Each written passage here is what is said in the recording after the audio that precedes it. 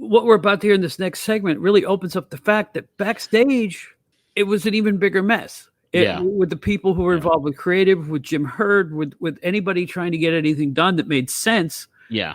Everything went to hell. And this clip it's a fairly long one, but I think it's so relevant to what was going on in the day, especially when you have a guy like Eddie who just lets it all out. And it's historic in nature in so many ways. Well, of the 4 shows we've done, I have to tell you, this following clip, that right after we get done talking here, this is my favorite clip. Yeah. This is Eddie Gilbert fired up like crazy.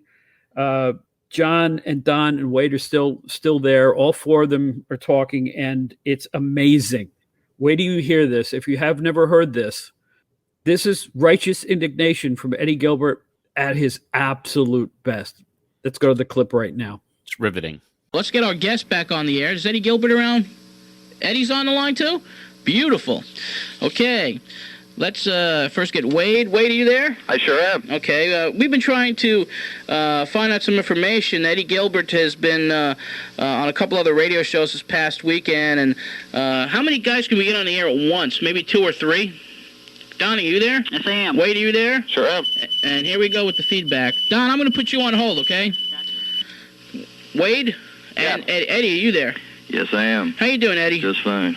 Lots of things happening once again in the world of pro wrestling, and WCW has made a blunder of drastic proportions, in my opinion.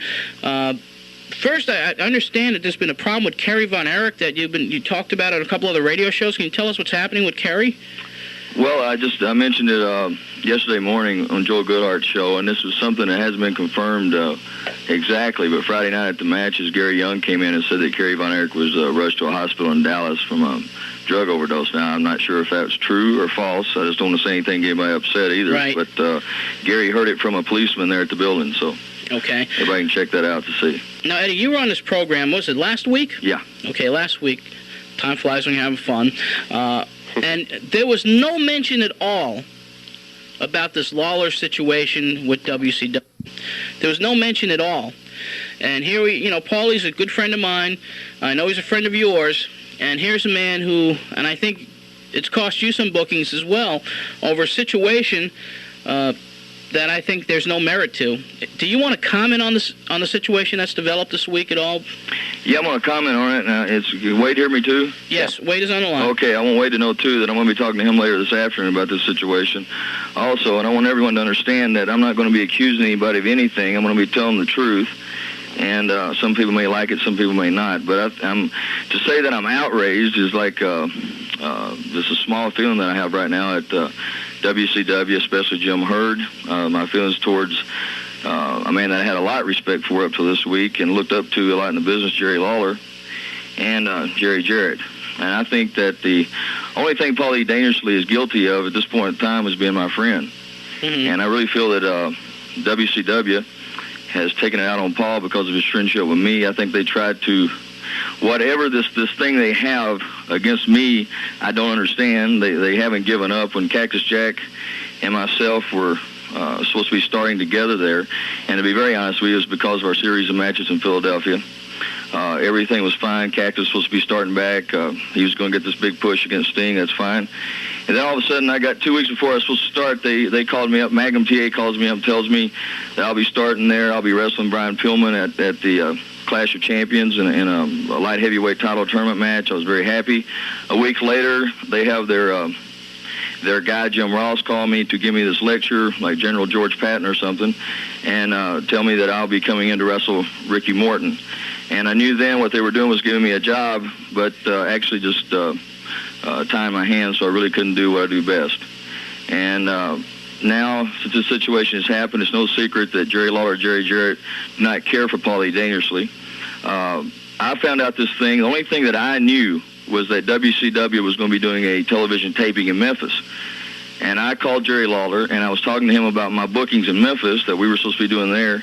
And I asked him, I said, are you going to be wrestling Lex Luger in Memphis at the WCW taping? And he says, how do you know this? I said, well, I've got sources, and I found out. And he got all upset, and he said, well, whoever told you needs to be fired.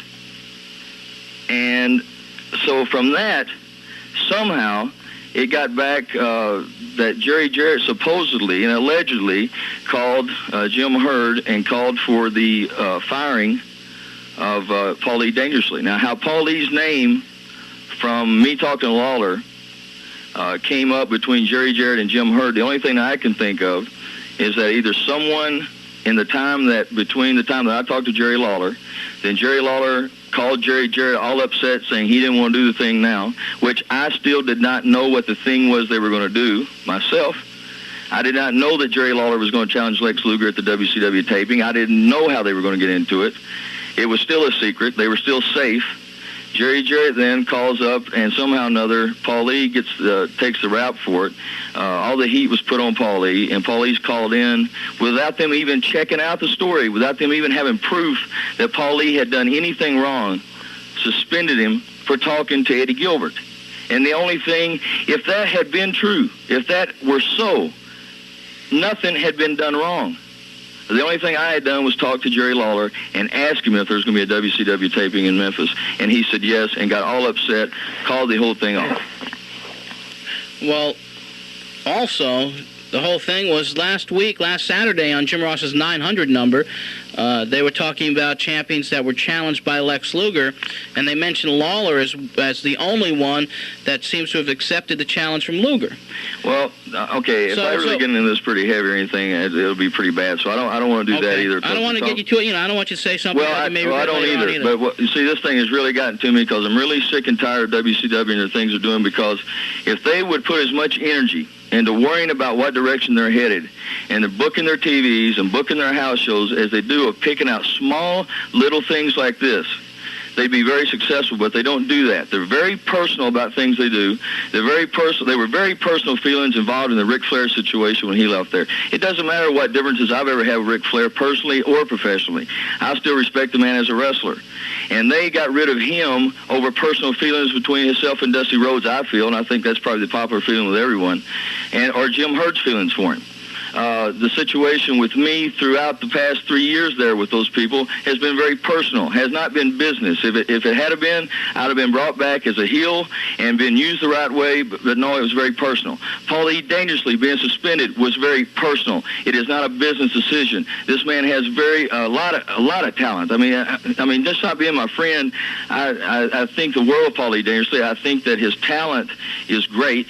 I don't see how they could even think about sending him home without even checking out the story or feeling it out. Then you talk about Jim Ross. And this is a situation I'm going to be very, very, watch my steps in here.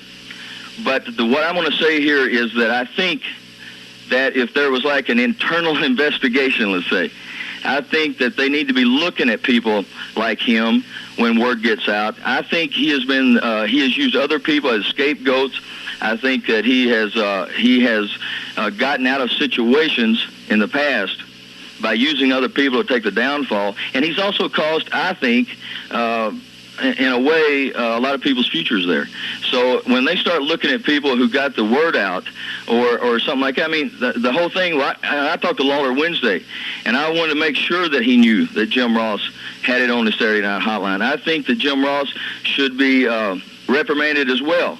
You know, nothing is ever talked about Jim Ross bad. No one ever questions what he does, and I think that people should start doing that.